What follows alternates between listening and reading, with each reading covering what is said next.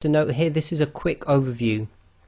So the intention of this lesson is just to introduce you to some concepts. It's not really to learn the concepts properly, and we've done this because many people have no idea about this concept of cases, not even in the English language.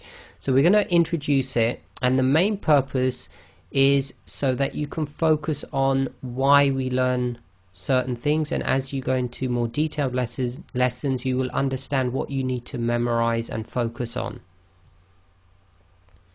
So we'll look at cases in English grammar. In grammar, the case of a noun or a pronoun is a change in form that indicates its grammatical function in a phrase, clause or sentence.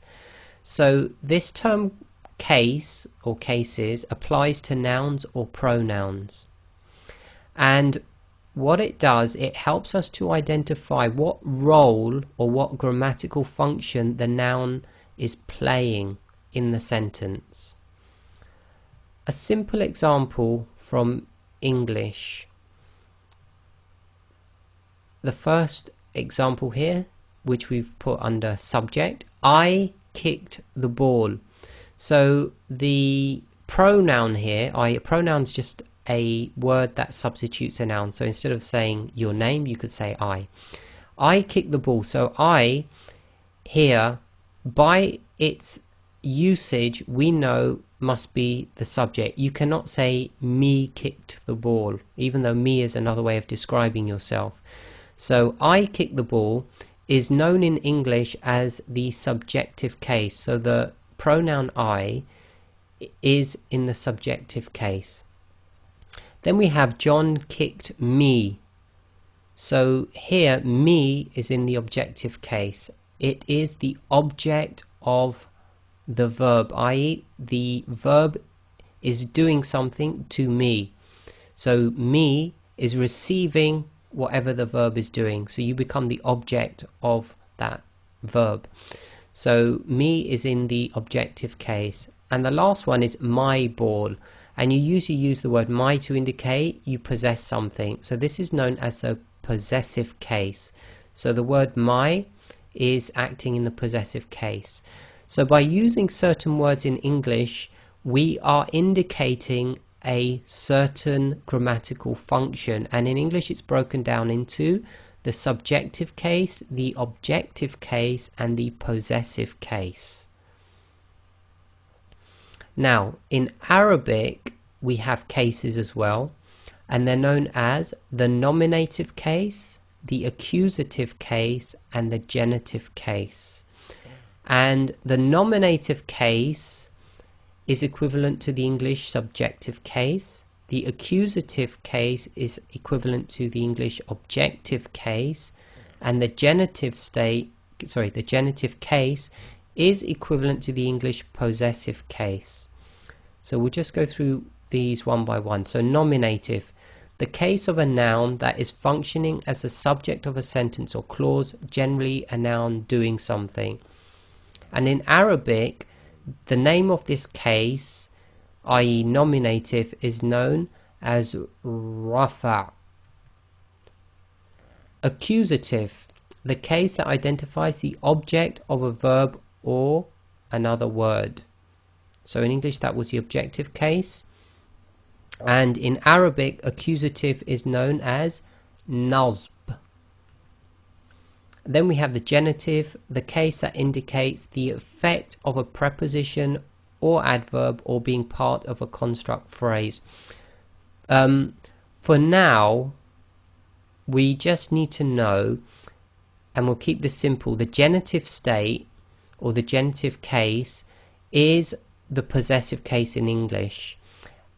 We had a few extra bits in here. So if a word or a noun is affected by a preposition or an adverb, the noun will also go into the genitive case. And if it's part of something called the construct phrase, which for most part is a possessive phrase, so it acts as possession. So don't worry about this too much at the moment. All we need to know is the genitive case is almost the equivalent of the possessive case in English, and in Arabic it's called jar. Okay, so we've got rafa', nasb, and jar. And for most of our course we'll just simply say nominative, accusative, and genitive. Nominative, where it's acting as the subject, i.e. normally doing an action. Accusative, it's normally acting as the object, i.e. receiving an action. And genitive, most of the case, it's possessive, i.e. indicating some sort of possession. Now, although we've got the cases in Arabic, you also see some other terminology which we call the state. So we've got a word here which is halatu, okay, which really comes from the word hal, which means a state. So if a noun is in the state of, let's say, a nominative state or a nominative case, we will say it's in the state of being nominative. And in Arabic they put this word halatu on the front of the actual case to indicate the state. So if you wanted to say this noun is in a nominative state, you can say halatur rafa'. And if it's in an accusative state, you can say halatun nasb. And if you want to say genitive state, you can say the noun is in halatul jar. So that's just another way you'll see it written in some grammar books. Now, we're going to look at something called the i'rab, and this is known as case inflection. Okay, some people call this declension as well, but we're going to call it case inflection.